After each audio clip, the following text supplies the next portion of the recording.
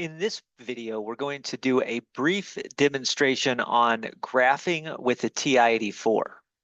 Now, our TI-84 can graph a function or an equation if it's in the form f of x is equal to an expression with the variable x, or y is equal to an expression with a variable x. Very easy. Now, this is in rectangular form. If you're looking for other forms, there's other videos on that. Also in this video, we're going to find zeros of the function using the features of the function in the calculate thing. So as long as we have f of x is equal to an expression with variable x, or y equals expression with variable x, then we can graph, and we'll show how to find zeros. So let's jump right into an example. Let's graph and find the zeros of y equals 3x minus 6 and f of x is equal to x squared minus 3x minus 5.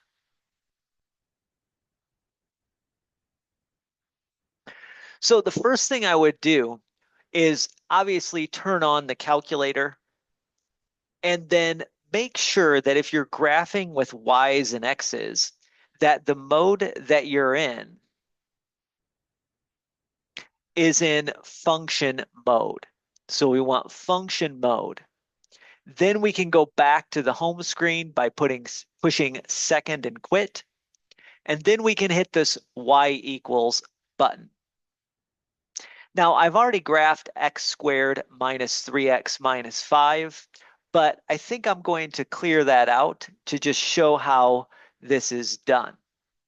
So you might see some different colors off to the left, you might not, depending on what your calculator has as its features. But the first equation was y equals 3x minus 6. We'll hit 3, and then the variable x key is right here. So 3x and then minus 6. In a similar way, we can hit x squared minus 3x minus 5. And again, the squared key, you can either hit the squared key or then caret and 2. So we'll do f of x equals x squared minus 3x minus 5 is just x squared minus 3x minus 5. So we just type that in. And normally what I would do is I would hit the zoom key and just do a standard graph. So that's in the number 6. You'll see that whatever expression was first entered is the one it graphs first. So y equals 3x minus 6 is graphed on my calculator in red. And f of x equals x squared minus 3x minus 5 on my calculator is graphed in blue. Now, what I like to do is I like to use the trace key. So if I hit the trace key, that'll put me on the first graph first. The y1 here shows you that it's the first graph. And then I can push these arrows left and right to have my cursor follow that graph. And each point on the line y equals 3x minus 6 can be reached by putting in the right x value. So you can put in an x value manually. Once you hit trace, I could, for instance, put the number 0 in for x. That's just trace and then the number 0, hit enter. You can see that 0, -6 is a point on my graph. And if I wanted to plug in 4, I could see that 4, +6 is another point on my graph. If I want to get to the other graph, I just hit the up arrow, and that will take me to my next graph. The y2 is equal to x squared minus 3x minus 5. And I can do the same thing if I'd like. I can plug in, for instance, 2. If I plug in a 2, I get a negative 7. If I plug in a negative 4, I get a positive 23. That's so big that it's off the graph, so I don't see it, but that's what it is. And you could plug in any other values as well. Now, in terms of finding the zeros, the way I'm going to find the zeros is I'm going to be in the calculate menu. So I hit second, calculate, and then number 2 is finding the zeros. Now, right here, it's asking me to find the zeros of my y1, of my first equation. And it's asking me for a left bound. Well, a 0 is an x value for an x-intercept. So I'm looking at where this crosses the x-axis. I need to go a little bit to the left of where this crosses the x-axis, and then hit an enter. Then it asks for a right bound, and I go a little bit to the right of where this crosses the x-axis, and I hit enter. And then a guess. So I go close to this, where it crosses the x-axis, and I hit enter. So this is 1, 0. If I plug in an x value of 2 into 3x minus 6, then I get a y value of 0. So x equals 2 is the 0 for y equals 3x minus 6. If I try to do the same thing for my second equation, first off, you just go back to 0 and hit up, so it gives you the second equation. Let's find this place where it crosses the x-axis. So I go left bound, hit enter. I go a little bit to the right of that and hit enter. And then I go somewhere in between and hit enter. Notice that this does not cross the x-axis at a nice whole number. It crosses the x-axis at about an x value of negative 1.19.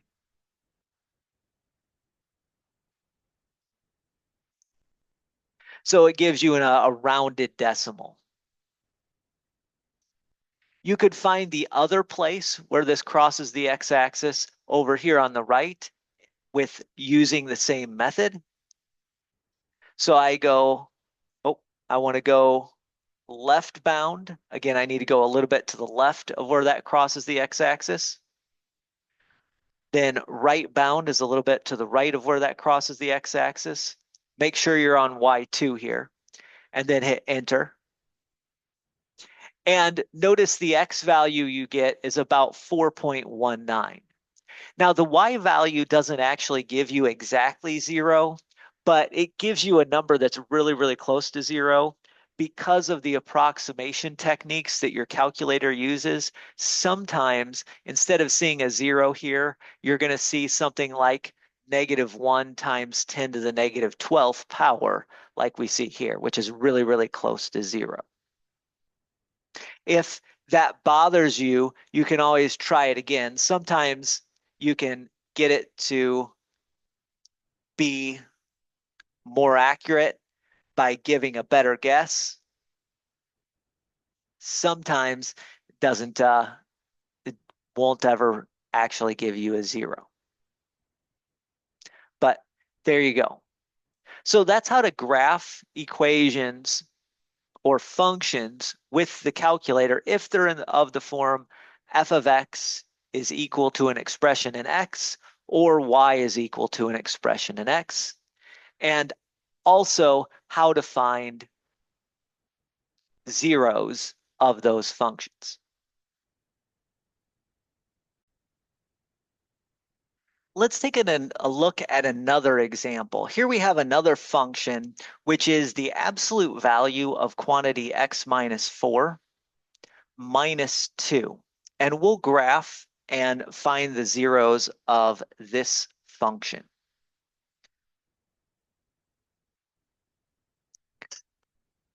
So we already graphed some other functions. Again, I'll hit the y equals button. I want to get rid of this y1 and y2. Those are my first and second expressions. So I just hover over that and hit clear, and that'll get rid of those expressions. Now let's let my function f of x be absolute value of x minus 4 minus 2.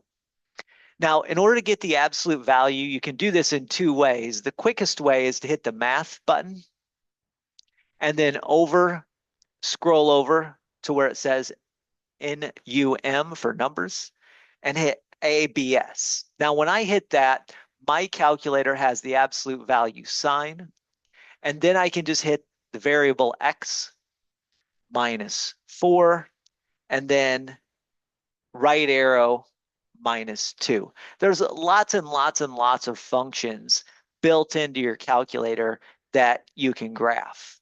All right, so if you want trig functions, you have sine, cosine, tangent here. Inverse trig functions you have there. Lots and lots of other functions, exponential, logarithmic, lots of stuff. Here, obviously, we're using the absolute value. And then I'm going to graph this. Now I can hit the graph button and it'll go back to the exact same screen we used before. You can also go zoom and zoom wherever you want. So here is the graph of that function. We have this classic V shape. It looks maybe a little bit more spread out than what it should because each individual tick mark left and right is actually a little bit bigger than the individual tick marks up and down. If you want to look at it in a more square shape, then you can hit zoom down in number 5, and this will make all of the tick marks left and right be the same length as all of the tick marks going up and down. And so you get more of that classical V shape. Again, you can trace. You can see if I plug in a 0, I get the point 0.02. So that's where my y-intercept is. And then you can trace over, get to the bottom. It looks like that vertex, that bottom point of the absolute value graph in this case is at the point 4, -2. And once again, if I want to find zeros, then I can utilize that feature where I go into the calculate menu, pick a left bound, a right bound, and then a guess. And so we can see that we get 1, 0 at x equals 2. Now, the other way you can get a 0 is if you just kind of trace around this. It looks like our y value crosses somewhere between x value of 5.85 and 6. So maybe you might guess that if you plugged in an x value of 6, you'd be at a y value of 0. So you can always just plug in and guess. If I plug in an x value of 6, sure enough, I get a y value of 0. And that's a guess and check approach to doing that. So here's another 0 we get with x equals 6. And with the absolute value function, we only have 2 zeros, 2 places where it crosses the x-axis. Let's take a look at this example. In our previous 2 examples, in example 2 and example 1, all of our functions or equations look like y equals an expression in x or f of x equals an expression in x. In this third example, we have an equation, which obviously we could graph, but this equation, it doesn't actually give me the graph of a function. In other words, this, I can't make y into a single function of x. The graph of this is actually a circle of radius 5. We can still graph this thing, though, if we're a little bit clever. Now, the first thing I have to do when I graph an equation like this on the TI-84 is I have to solve for y. In this case, that's doable. I have actually already done that. And basically what you do is you would subtract the x plus 1 squared from both sides of this equation. That would give you a y minus 3 squared is equal to 25 minus quantity x plus 1 squared. The reason we can't get a function here is because when I take a square root of both sides, I have to take the positive and negative square root of the right-hand side. So I get really two equations here. Then I would add 3. When I add 3 to the positive square root, I get y is equal to that square root, and then plus 3. When I add 3 to the negative square root, I get y equals the negative square root plus 3.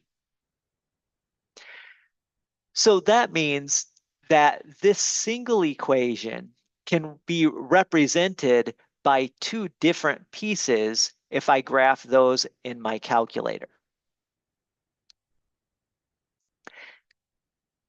Now, I have already input these into my calculator.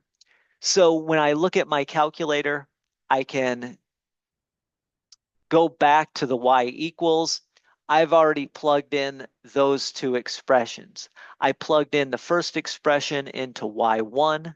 That's the y number 1 or the graph number 1. And the second one I plugged into y2 or graph number 2. And then I'll go ahead and hit zoom. And you can either pick square or standard. If you pick standard, it won't look like a perfect circle because again, it's stretched out more in the X direction than the Y direction. If you pick square, it will look more like a circle. So there you go. This is the graph in square mode. Now, the first thing you'll notice is that this is in two pieces, okay? And you probably also notice that there is a gap between them. That gap between them just has to do with how your calculator is doing the plugging in and connecting the dots. So notice that when x is 3.9 roughly, we're over here, the next step through tracing gets me above 4, which is to the right of my circle. The same thing is true on the bottom half. We're at about 3.9. The next step gets me above 4, which is to the right of my circle. So you don't see any y expression there. The same thing is true on the other side. It goes down to about a negative 5.85. And then the next step is past negative 6. So we're to the left of our circle. Now you can still plug in numbers like negative 5.99 if you want, and plug in, negative 5.99 into the other one. So you can still get values in that little range that your calculator didn't combine, but you will see that little, or you could see that little gap depending on how your zoom goes. One thing you can do to adjust that is to adjust the window to not be so big, we saw that our minimum x value was -6. So let's say we go an x value of -7. And our maximum x value was 4. So let's say we go just a little bit above that to be 5. And then let's go from, let's say, I don't know, -3 up to 9 for the y's. Notice what that did for the change in x. As you change the range on your x's, your change in x will also adjust. Now, I made this so that x goes from -7 to 5, y goes from -3 to 9. You could play around with other numbers and get that number to change. Now, when I graph this, you'll see, again, it's a little bit stretched out more in the x direction than the y direction, but you can see that these circles get a lot closer to touching. In fact, in this case, they do look like they touch, and we could trace that around. Okay, so with smaller change in x, we can get better x values. And see, we can trace all the way till we get x equals 4 on the right-hand side. And if I go to the left-hand side, I can trace all the way till I can get, hopefully, -6. There we go. Again, this is the bottom half of the circle. That was my y2. If I push the up arrow, the top half of the circle is my y1.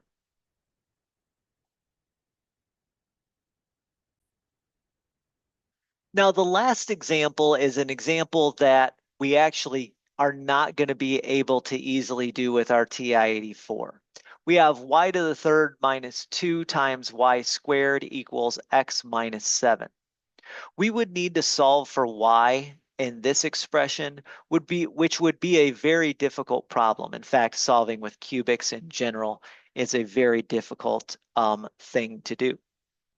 We could technically do it. You'd have to get 3 different equations, but they'd be very, very complicated. So in an equation like this, where solving for y is really impractical, I probably would not use the TI-84 to graph this thing. I'd probably use something else. And my tool, when I don't use the TI-84 to graph, is to use the online calculator Desmos to graph that.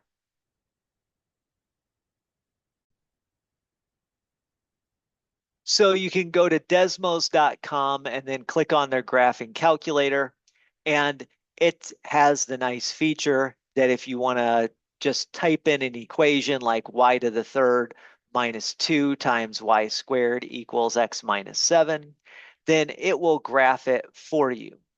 And obviously, we can see that this crosses the x-axis at 7, 0. It crosses the y-axis at about 0, negative 1.43. There's some other twists and turns in this thing as well. Now, there is a hack that you can do if you're willing to do this another way. And I do want to mention that before I move on. Notice that this is not a function where y can be written as a function of x. It fails the vertical line test. But if I swap the roles of x and y, then I can actually graph this. In other words, if I did y minus 7 is equal to x to the third minus 2 times x squared, then I get the exact same graph, although my roles of x and y are reversed. And you can see that I can easily make this thing into a y is equal to a function of x by just adding 7 to both sides. So Now I have y is equal to a function of x, and I get the same information just with the x's and y's reversed.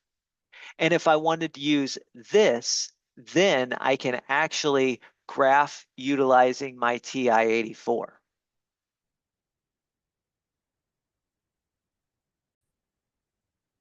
I've already plotted that in my TI-84. Y equals x to the third minus 2x squared plus 7. Again, remember that I'm using this with the roles of y reversed with the role of x. And then again, I'd probably zoom standard. If my window didn't fit the way I wanted it to, I'd go ahead and adjust my window. Maybe I'd want that window to be higher. That's going to change my trace step and then graph. But maybe I want my window to go to from -5 to 5, and I want my y value to go from -10 to 20. I don't know. Adjust your window however you like. And we can see a little bit different views. When we do a trace, where this crosses the y-axis is where my original function would cross the x-axis. Again, my original function would just be at the point 70, like we saw on Desmos. And here we have 0, 7. Again, roles of x and y reversed. So that is one hack if you can solve for x. So if you can solve for x, then you can reverse the roles of x and y and graph it that way.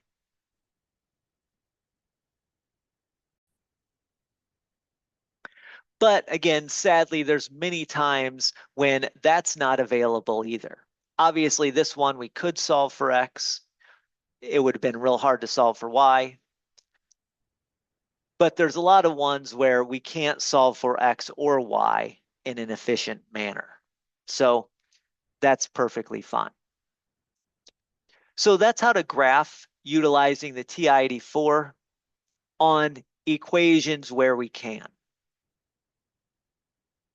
And obviously we found some zeros of those functions using the same feature.